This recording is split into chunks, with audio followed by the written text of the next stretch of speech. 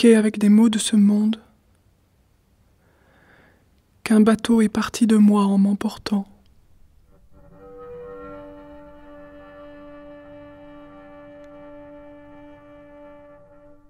Alejandra Pizarnik. Choix de poèmes et d'extraits du journal par Béatrice Leca. Les poèmes sont comme des silex, comme de la cendre. Le journal est un avertissement, un état des lieux, une des voies de la conscience. On ne sait pas ce qu'il cherche sinon la mort. Et sur le chemin de la mort, la poésie, la pensée fermée, l'irrespirable beauté, là où le désespoir, la folie et l'enfance sont enfermés et brillent. Dans les deux miroirs, le visage d'Alejandra Pizarnik apparaît et s'éloigne. Le journal dit une vie d'aventurière. L'aventure est presque tout entière dans la littérature, la langue, l'écriture et la lecture, l'apprentissage constant, le travail, l'acharnement à lutter contre soi-même ou au contraire à s'abandonner. Au bord, à côté, derrière, la folie, qui n'est pas toujours un ennemi. L'aventure, on le sait, la mène à la mort. Elle se tue à 36 ans. Les poèmes sont laissés là, des cailloux sur le sentier.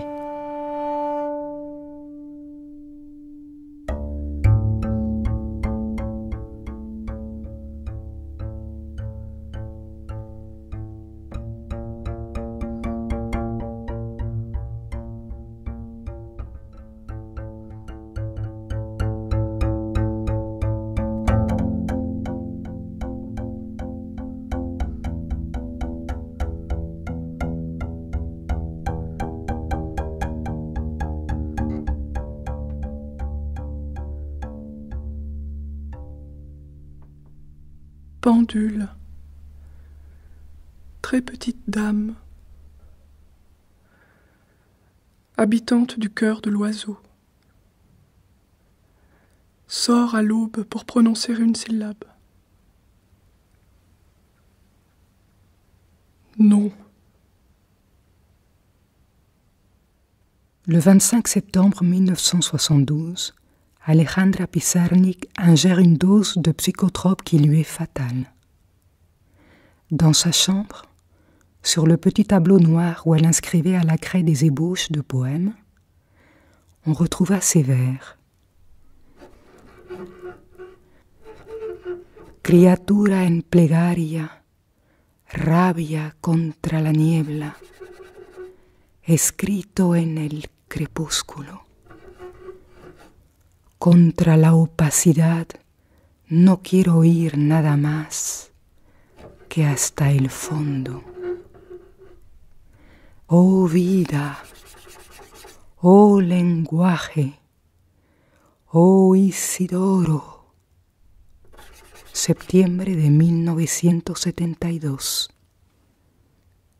Créature en prière, en rage contre la brume, écrit au crépuscule. Contre l'opacité, je ne veux plus aller nulle part qu'au tréfonds.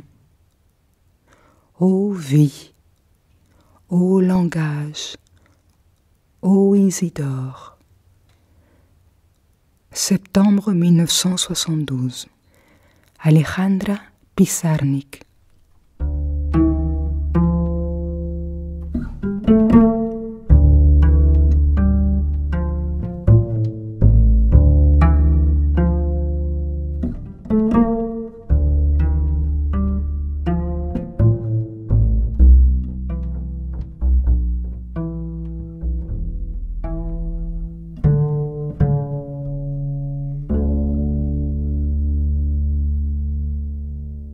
« 3 janvier 1959.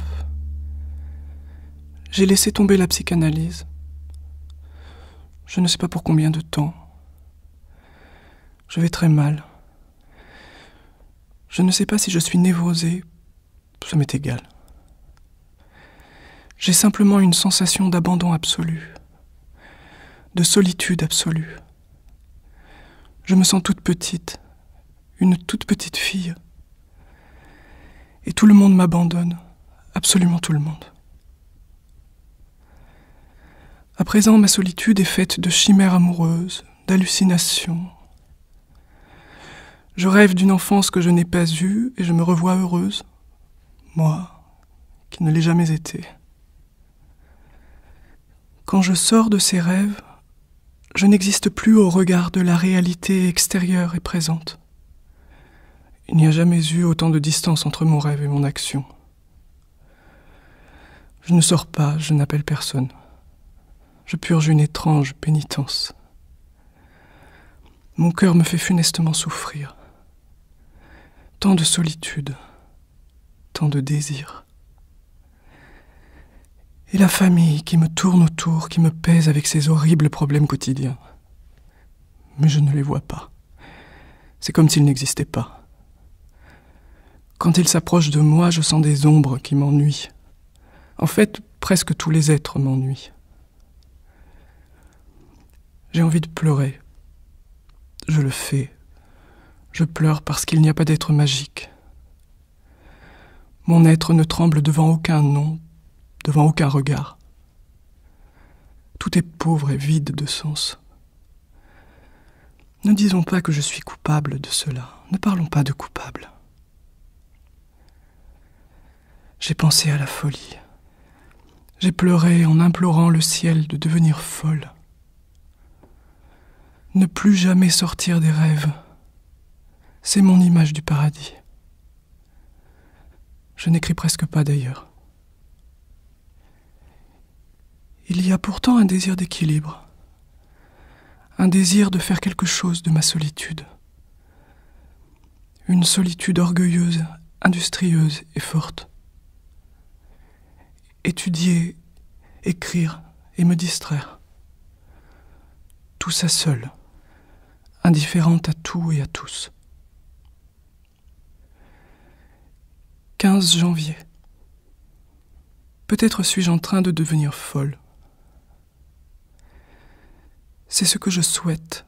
En effet, je le souhaite autant que la mort. Je ferme les yeux et je rêve de folie. Être pour toujours avec les désirs les plus chers. Qu'ils aient pour nom paradis, ventre maternel, ou ce que le diable voudra. Loin, loin de l'immonde cité, loin des villes où l'on achète et où l'on vend. Là, une petite fille nommée Alejandra apprendrait à sourire moins amèrement. J'ai pensé, à quoi bon désirer que mes angoisses disparaissent ? Accepter la fatalité de certains êtres.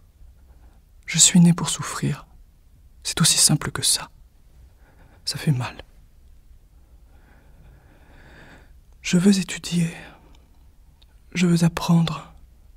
Je veux écrire. J'ai 22 ans. Je ne sais rien.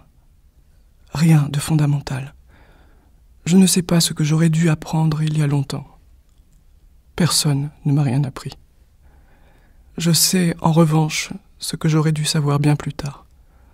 D'où le fait que je me sente à la fois vieille et toute petite. 2 février. Je ne crois pas encore en ma mort. C'est pour ça que je suis une petite fille.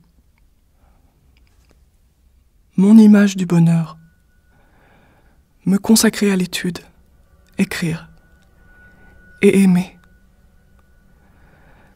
Je ne peux pas aimer. Je n'aime personne. Je le voudrais pourtant. Je veux aimer un homme.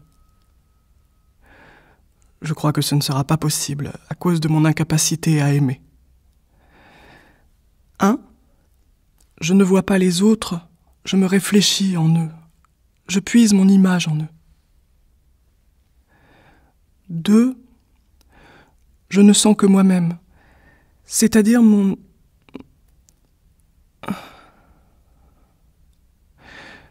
3.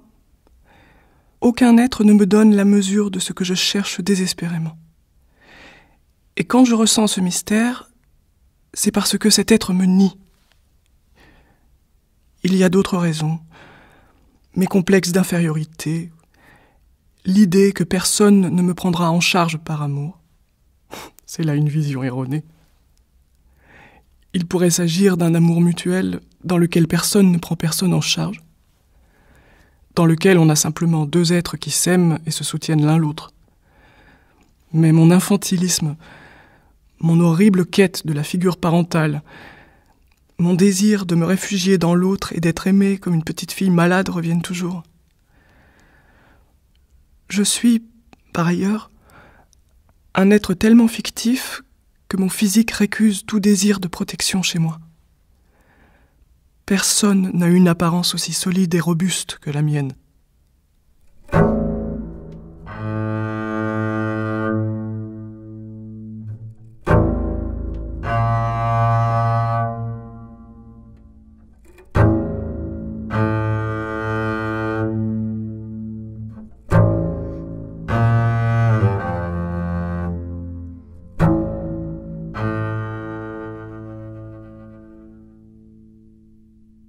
Qu'on éloigne l'eau et le vin, que mon arrivée soit le signal précis de son éloignement, que ma bouche assoiffée soit le drapeau, le signe, la branche venimeuse, l'injonction ardente, l'heure, enfin, d'arrêter le déluge, de cacher les sources, de changer l'eau en charbon, le vin en cendre,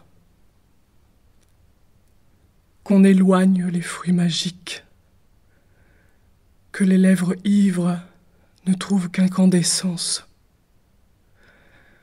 que tu sois de soufre et ton corps de flamme sur un corps d'eau. Subitement, je ne suis pas née, ne suis pas morte.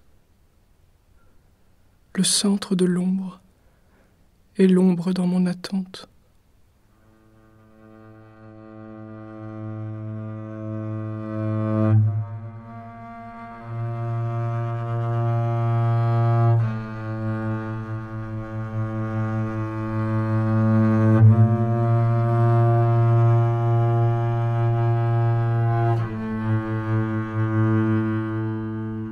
« 8 février. Une poésie qui dise l'indicible. Un silence. Une page blanche.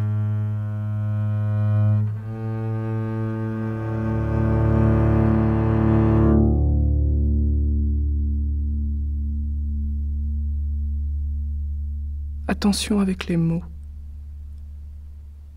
dit-elle. Ils sont aiguisés. Ils te couperont la langue. Attention. Ils t'enfonceront dans la prison. Attention. Ne pas naître au mot. Allonge-toi dans les sables noirs, et que la mer t'enterre, et que les corbeaux se suicident dans tes yeux fermés. Fais attention à toi. Ne tente pas les anges des voyelles.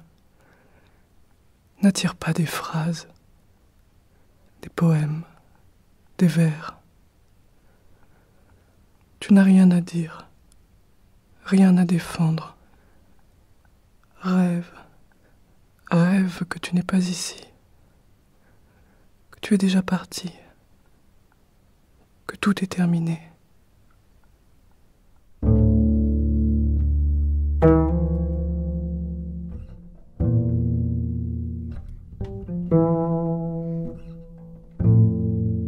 Septembre. Je ne veux pas consigner mon état mental. J'ai feuilleté les œuvres d'Artaud et je me suis retenu de crier. Il y décrit des choses que je ressens très profondément. Ce silence menaçant, cette sensation d'inexistence, le vide intérieur, la lutte pour transmuer en langage ce qui n'est qu'absence ou cri. Il parle aussi de ces phases de bégaiement, la langue dure, l'asphyxie. J'ai aussi feuilleté un essai de Jung. Et j'ai eu peur d'être folle. Ou plutôt, un sentiment de désillusion m'a traversée. En effet, si je suis folle, pourquoi est-ce que je me plie aux conventions ? Pourquoi ne suis-je pas plongée dans une sorte d'inconscience, de frénésie, de délire ? Et si je ne suis pas folle, pourquoi ce silence en moi ? Cette tension parfois interrompue par l'angoisse ?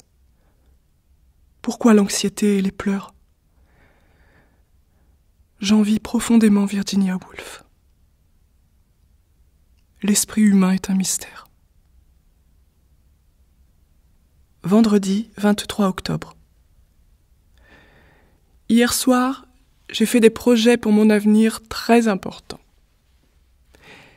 J'essaie de placer toutes mes forces dans quelque chose qui m'empêche de dormir 10 heures par jour, de manger par ennui, de lire des magazines, de souffrir à côté du téléphone parce que X ou Y ne m'appelle pas.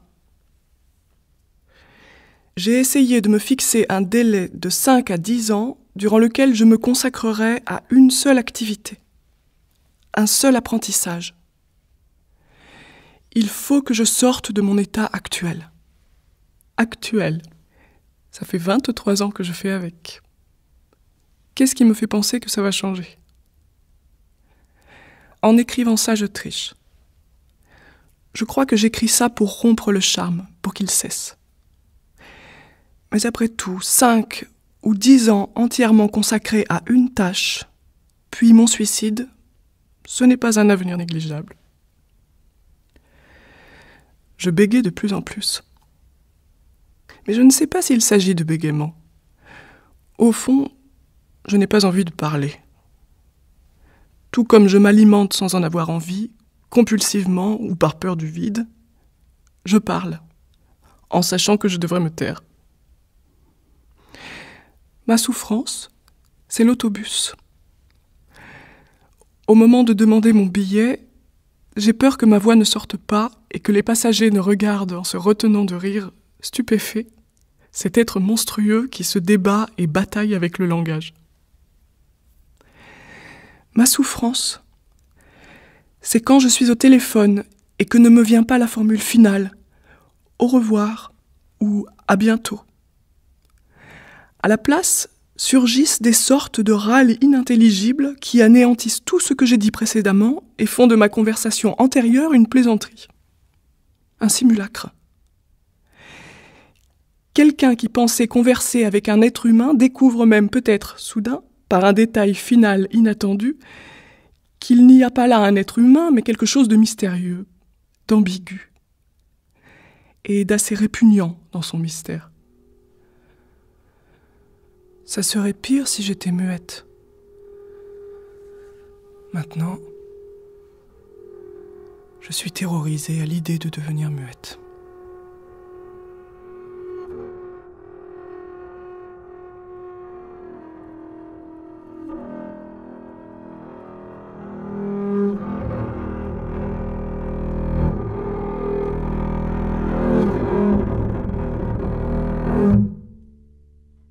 Contes d'hiver. La lumière du vent dans les pins, ces signes de tristesse incandescente. Est-ce que je les comprends ? Un pendu se balance dans l'arbre marqué de la croix lilas. Jusqu'au moment où il a réussi à se glisser hors de mon rêve et à entrer dans ma chambre. Par la fenêtre, avec la complicité du vent de minuit.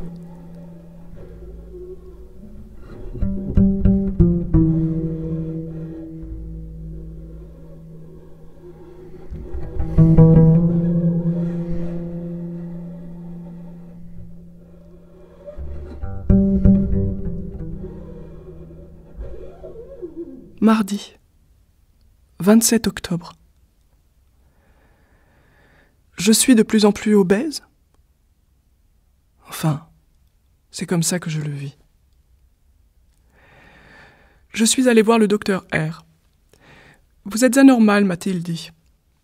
« Comment ça ?» ai-je répondu. « Je veux dire par là que vous avez un problème de glande, a-t-il dit. À présent, je dois prendre des capsules qui m'affectent les nerfs. J'ai découvert ma tendance à parler de thèmes obscènes en les traitant avec humour. Je laisse entendre, par exemple, que je participe à de formidables orgies sexuelles. Ça doit être une façon de cacher ma chasteté, forcément inévitable ou bien forcée, ou autre chose encore, ou bien de prouver que je suis absolument hétérosexuel, puisque mes vêtements bohèmes et ma voix rauque peuvent faire penser à l'homosexualité. Une chose est sûre, je parle comme une dévoreuse d'hommes. Moi, la pauvre petite doit maigrir. C'est urgent. Mon Dieu, ça me dégoûte de plus en plus de me regarder dans la glace. Je ne fais rien. Nuit du cœur. Automne dans le bleu d'un mur. Sois la protection des petites mortes. Chaque nuit, dans la durée d'un cri, arrive une ombre nouvelle. Tout esselé danse la mystérieuse autonome. Je partage sa peur d'animal très jeune durant la première nuit débattue.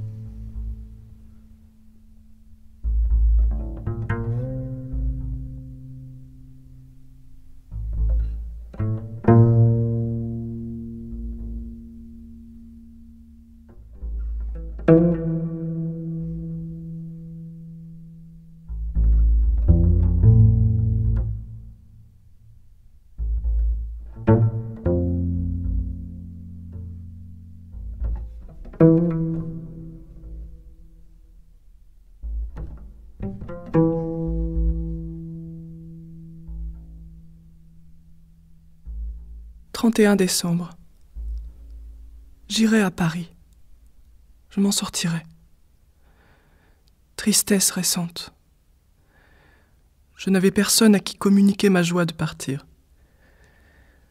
L'angoisse à présent. Rien que l'abandonner à présent.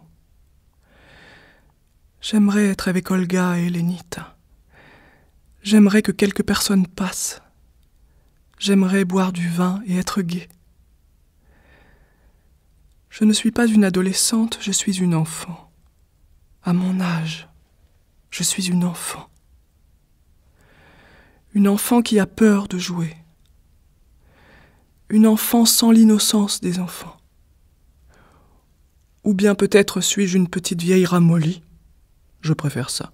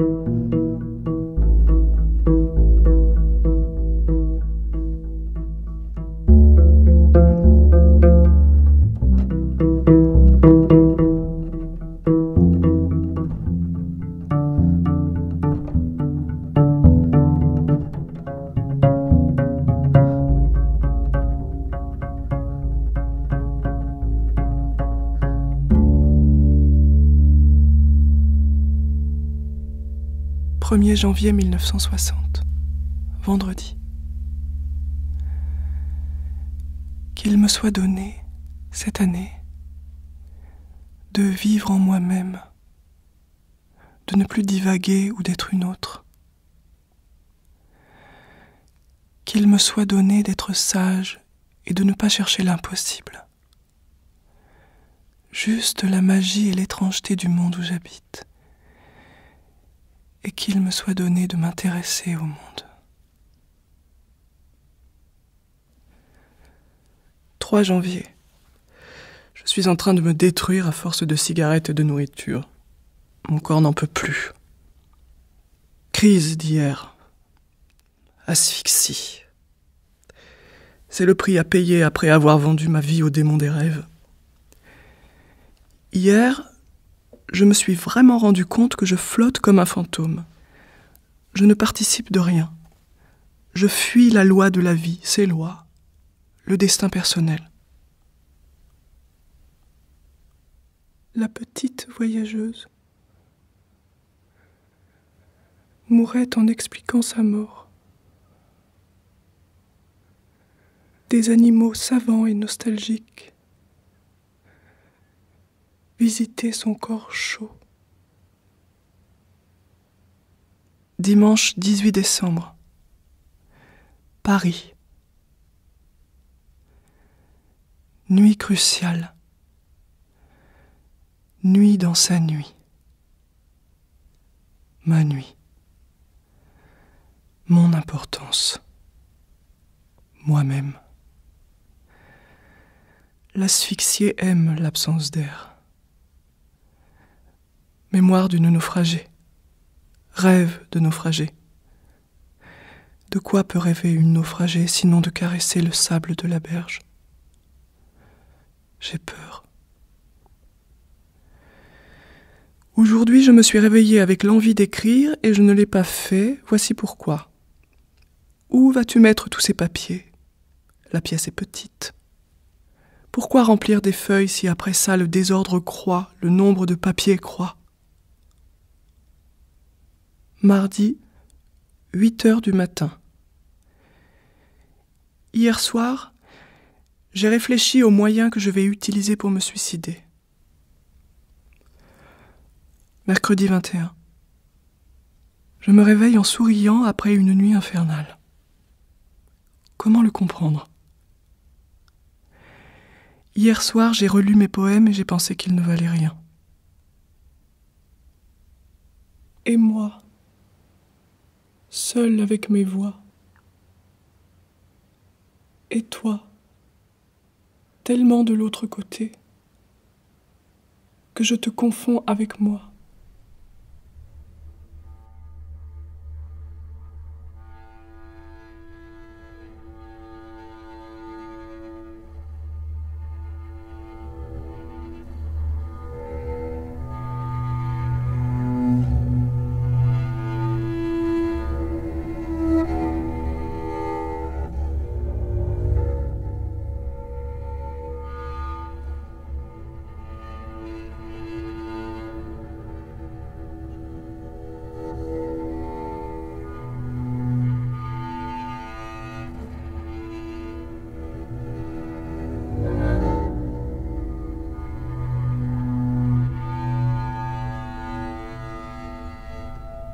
« 25 mars 1961.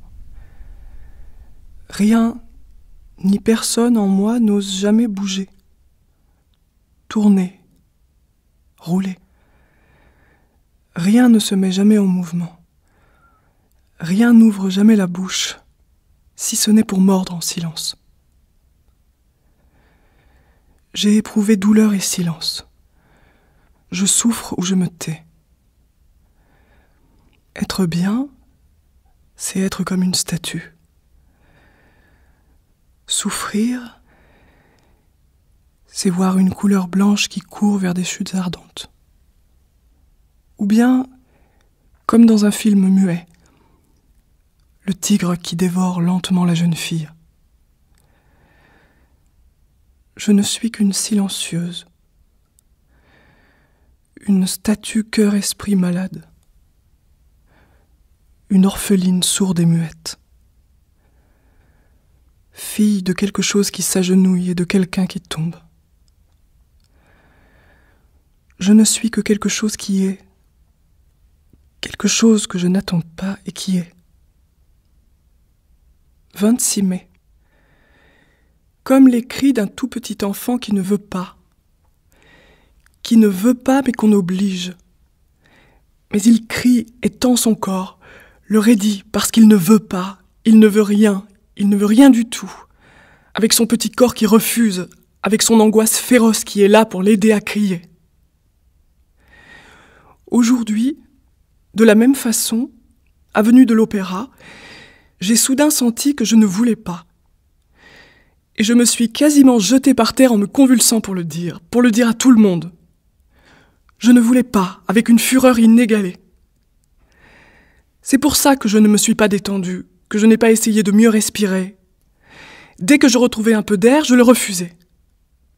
Pour une fois, ai-je pensé, tu dois être fidèle à ton malheur. Pour une fois, tu vas cesser de te trahir. Et je n'ai accepté aucune échappatoire, j'ai au contraire épousé le rythme de mon angoisse, la meilleure fuite possible. J'avais l'impression de vivre, d'exister. Je ressentais ça d'une façon étouffante. C'était un peu comme si je me réveillais au milieu d'une orgie après avoir dormi pendant 3 semaines. Pourtant, au beau milieu de ma terreur se trouvait encore cette petite peur de perdre l'intensité de ma souffrance. Si mon angoisse m'abandonne, et je pensais, je suis perdue. Alors je me tendais, je me contractais pour que mon angoisse ne m'abandonne pas. Puisqu'on m'a laissée avec elle alors qu'elle ne parte pas. Qu'elle reste, elle, au moins. Mais inconsciemment, je laissais passer l'air. Les visages étrangers m'attiraient et je me suis même vue en train de conjecturer sur la vie de certains passants. Et puis soudain, je me suis mise à respirer normalement. J'ai su alors que l'abandon était cette fois définitif. Et c'est encore la vie. La cage. Dehors, il y a du soleil. Ce n'est qu'un soleil, mais les hommes le regardent et après ils chantent. Je ne sais rien du soleil. Je sais la mélodie de l'ange et le sermon brûlant du dernier vent. Je sais crier jusqu'à l'aube lorsque la mort se pose nue sur mon ombre. Je pleure sous mon nom. J'agite des mouchoirs dans la nuit et des bateaux assoiffés de réalité dansent avec moi. Je camoufle des clous pour bafouer mes rêves malades. Dehors, il y a du soleil. Je m'habille de cendre.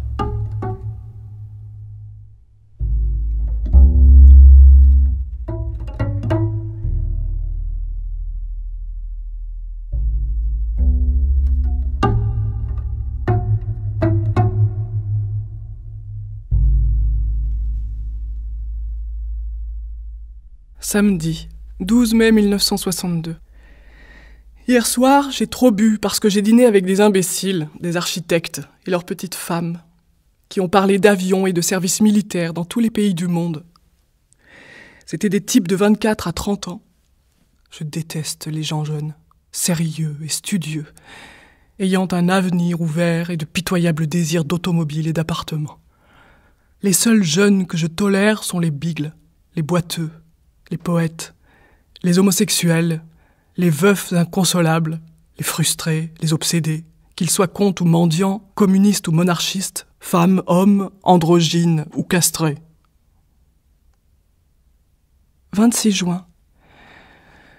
Je veux écrire des contes. Je veux écrire des romans. Je veux écrire en prose. Mais je ne peux pas raconter, je ne peux pas détailler. Je n'ai jamais rien vu. Je n'ai jamais vu personne. Peut-être devrait-on m'obliger à voir, m'obliger à exprimer fidèlement ce que je vois. La poésie me disperse, elle me dégage de moi-même et du monde. Raconter au lieu de chanter, je ne sais pas.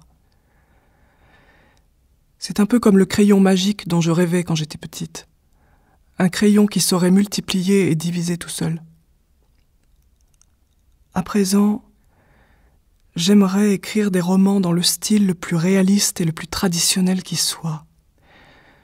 Je ne sais pas pourquoi, mais j'ai l'impression qu'un roman comme ça est un véritable acte de création. Car la poésie, ce n'est pas moi qui l'écris. 23 juillet. C'est l'aube. Tout ce qui a un nom abandonne mon regard. Je suis dans ma chambre, exposée à l'intempérie. Une mélodie jamais entendue m'emplit du pressentiment de la beauté parfaite. Pourquoi maintenant cette rencontre heureuse avec l'instant ou le néant ?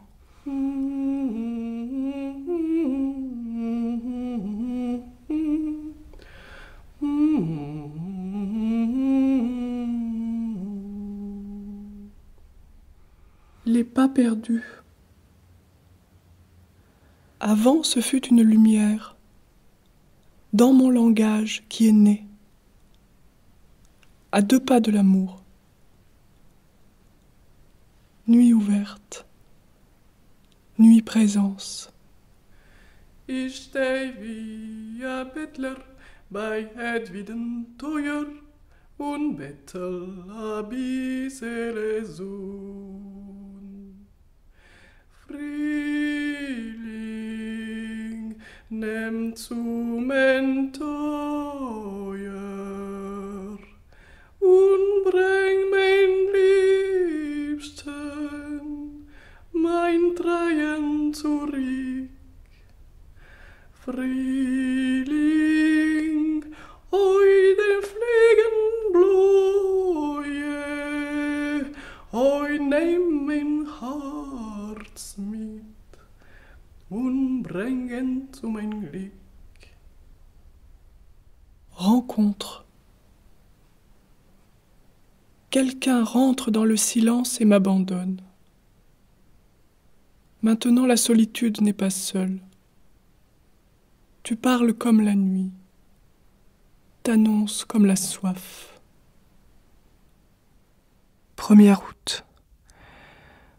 Emplis le vide de ta vie avec ta mort. Arrache-toi à toi-même.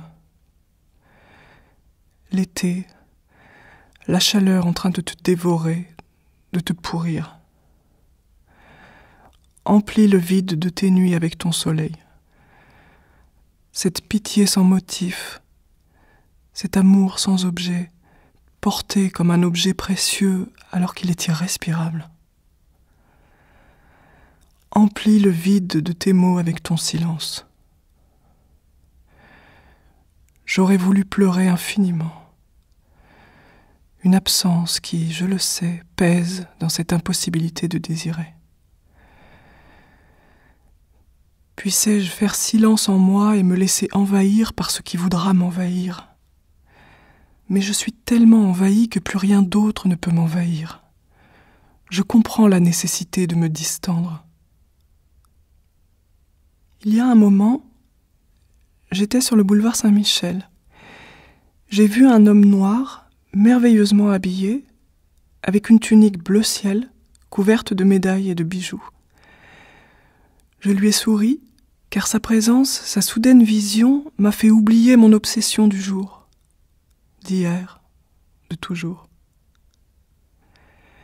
La vision de cet homme m'a tellement absorbée qu'une voiture rouge a freiné à quelques centimètres de ma petite personne. J'ai continué à sourire, cette fois au conducteur, et lui aussi a souri, car il m'avait vu émerveillé devant l'homme en bleu. Ça m'a plu que c'était une voiture rouge, car à présent, et plus que jamais, seules les couleurs pures m'enivrent. Maintenant qu'il fait si sombre en moi et que j'ai si peur.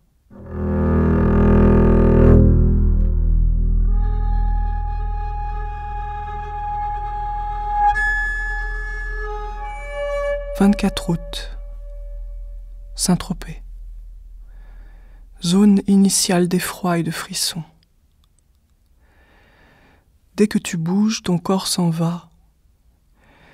Terrible et immuable certitude d'être de trop dans l'endroit où les autres respirent et expriment avec aisance et tendresse leur goût humain, leur patiente création affective et matérielle. De moi, je peux dire que je ne dors ni ne veille. Rage dans ma mémoire, colère et impatience, cherchant un dénouement moins tragique que mon silence. J'écris comme si j'étais derrière une vitrine, Les gens m'observent. J'ai honte d'écrire. Comme j'ai honte à tout instant de m'asseoir sur une chaise et de regarder le ciel. Cette blessure ne guérira jamais, en dépit de toutes mes prières. Horreur de ma tragicomédie. Je sais, je vois, j'ai froid. Joie féroce que la mienne quand je trouve une image qui l'exprime. Une métaphore, un mot. Chaque fois qu'il y a du langage à la place du silence, je suis contente, et je dirais presque que j'ose regarder le ciel dans un fauteuil, en me balançant doucement, en suivant ma respiration difficile qui n'ose pourtant pas s'abandonner à son rythme. 7 septembre. Nuit d'insomnie. J'ai pensé au langage avec tristesse. Pourquoi est-ce que j'écris ? J'ai répondu par cette scène imaginaire. Je vis au Tibet, seul, dans une cabane. Je ne parle jamais avec personne puisque j'ignore la langue de mes voisins. Écrire est ma plus grande ingénuité. C'est comme vouloir contenir ce qui déborde. Dans mon cas, c'est le rêve, le silence, maîtrise surveillée. Écrire dès lors pour défendre tout cela, pour mériter mon espace silencieux.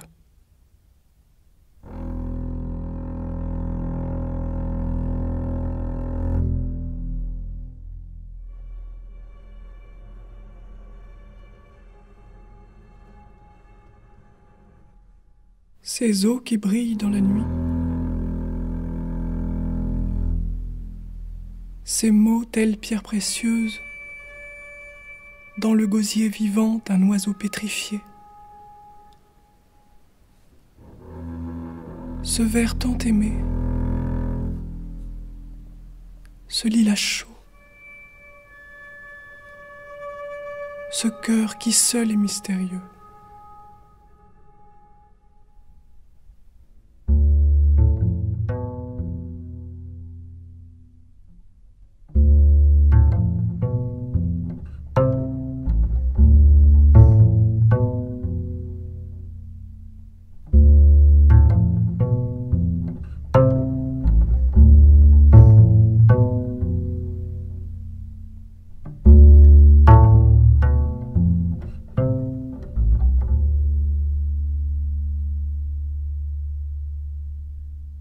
Dimanche, 1er décembre 1963.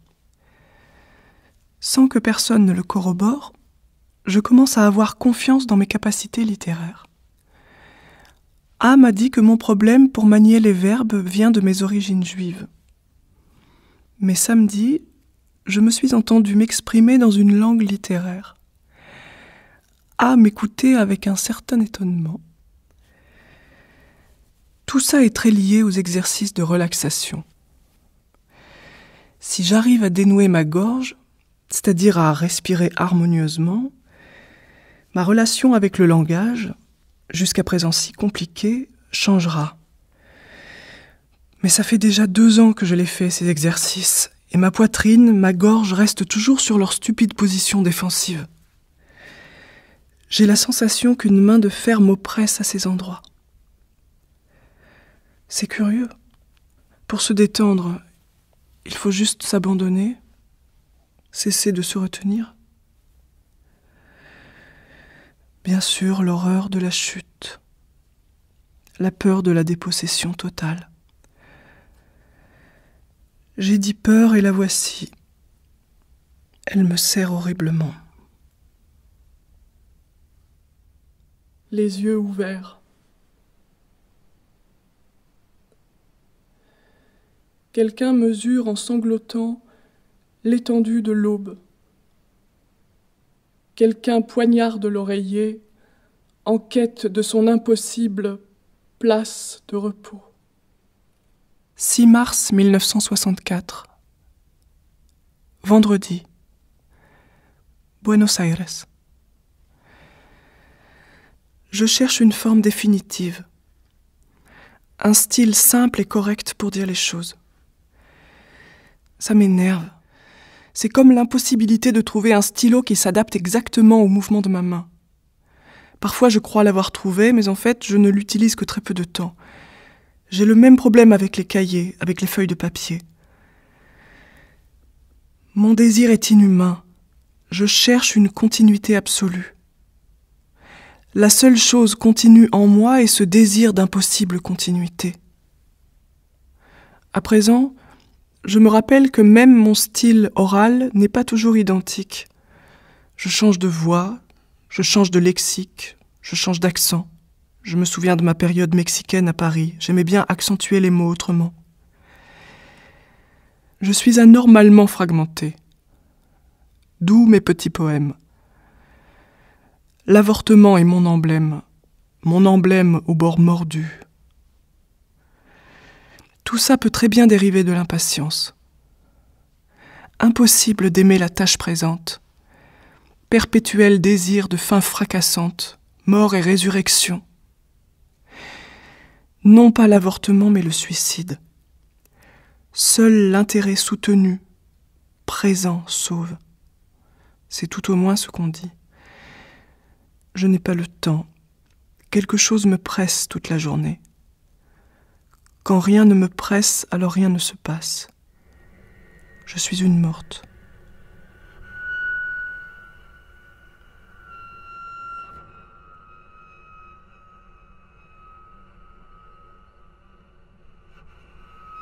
Forme. Je ne sais si oiseau ou cage. Main criminelle. Ou jeune morte entre cierges. Ou Amazone palpitante dans la grande gorge obscure. Ou silencieuse. Mais peut-être orale comme une source. Peut-être jongleur. Ou princesse dans la plus haute tour.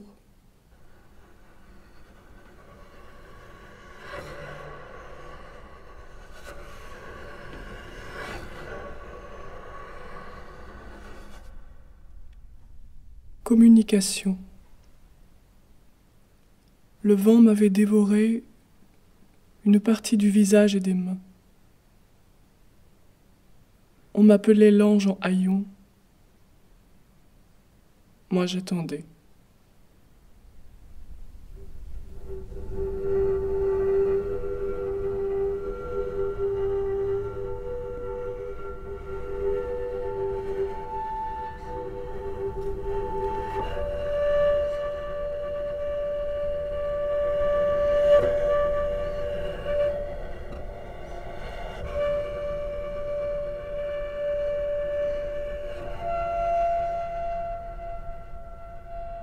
« 27 avril 1966. Mort interminable. Oubli du langage et perte des images. Comme j'aimerais être loin de la folie et de la mort. Je vis une heure après l'autre en regardant l'horloge. Et à qui demander ? Pas envie d'avoir envie. Je ne veux rien demander à personne.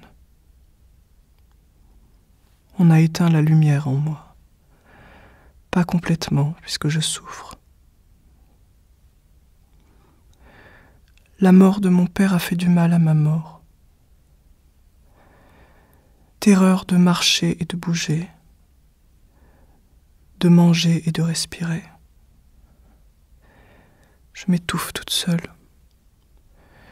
Je n'éprouve un peu de paix que la nuit, quand je lis, oublie et me perds, loin de moi-même, loin aussi du livre que je lis. Et l'espoir dans la littérature ? Il en reste encore vaguement quelque chose, mais je ne sais pas quoi dire, ni comment, ni pourquoi. 8 juin. Quand a commencé cette hâte ? Essaie de te rappeler, vite. Quand donc a commencé cette urgence à arriver nulle part, dès que possible ? ou à ne rater aucun rendez-vous. Je suis en train de composer un poème que je crois avoir rêvé. D'où viendra la révélation ou la petite musique qui te fera sentir, un jour peut-être, qu'être sur terre est une belle chose? J'attends qu'elle vienne de moi. C'est pourquoi elle ne viendra pas et ne résonnera pas. Voix, rumeur, ombre, chant de noyer. Je ne sais pas si ce sont des signes ou une torture. Quelqu'un dans le jardin retarde la marche du temps. Et les créatures de l'automne abandonnées au silence. J'étais prédestiné à nommer les choses avec des noms essentiels. Moi, je n'existe plus et je le sais. Ce que je ne sais pas, c'est ce qui vit à ma place. Si je parle, je perds la raison. Je perds les années si je me tais. Un vent violent a tout rasé.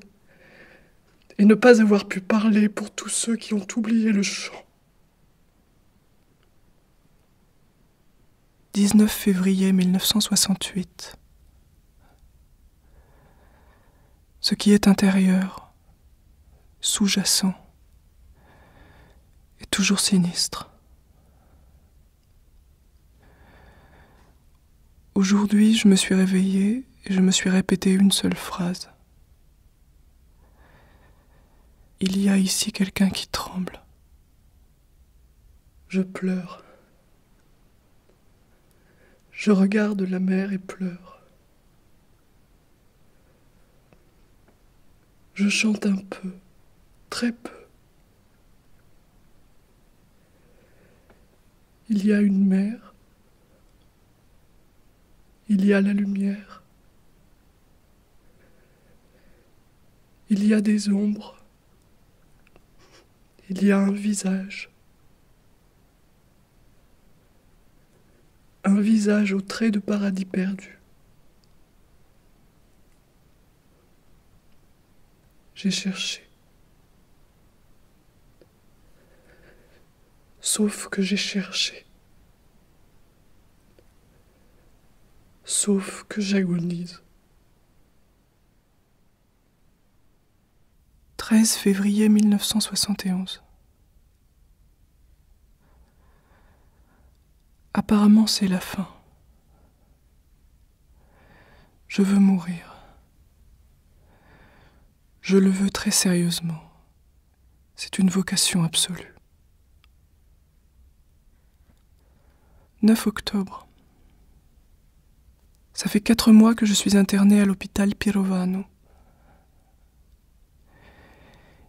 Il y a 4 mois, j'ai essayé de mourir en ingérant des cachets. Il y a 1 mois, j'ai voulu m'intoxiquer au gaz.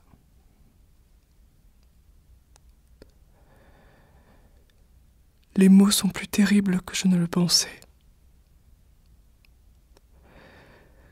Mon besoin de tendresse est une longue caravane.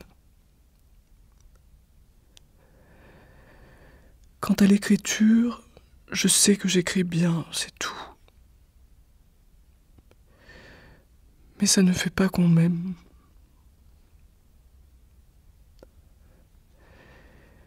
Dire que tu m'as abandonné serait injuste. Mais qu'on m'abandonne et que parfois on m'a terriblement abandonné, c'est certain. Kafka.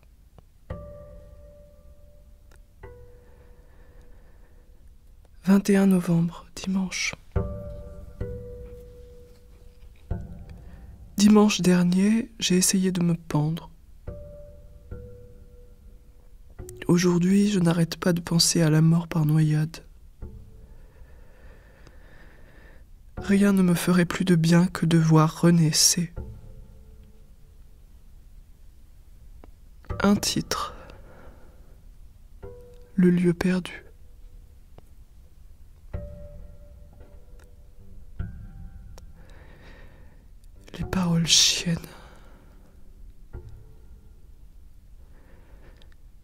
Mercredi 10, je suis sortie de l'hôpital Pirovano où je suis restée 5 mois.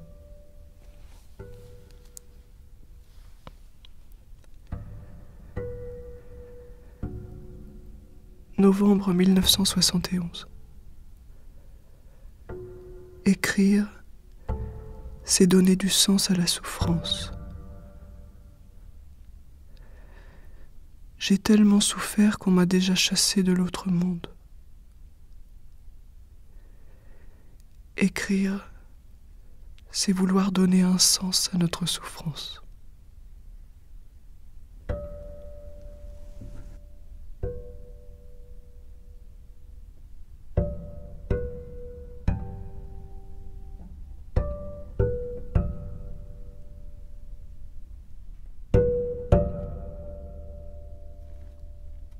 Alejandra Pizarnik. Choix de poèmes et d'extraits du journal par Béatrice Leca. Dit par Julie Denis et Erwan Ricordo à la contrebasse.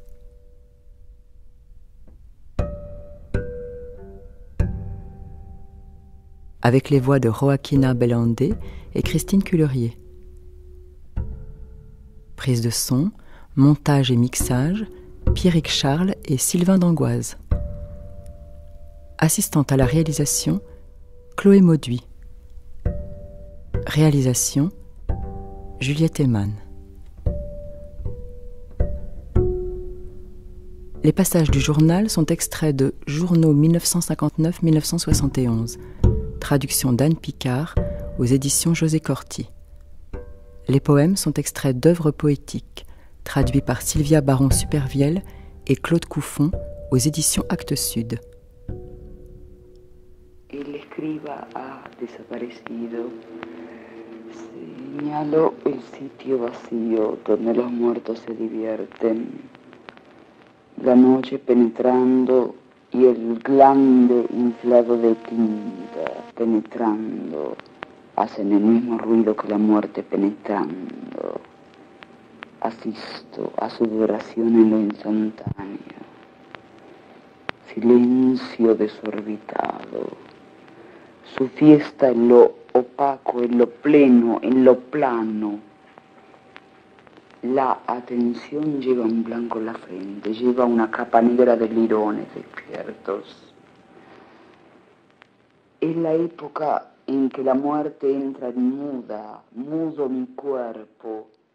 Yo me impongo en tu muerte, yo guarezco tu muda.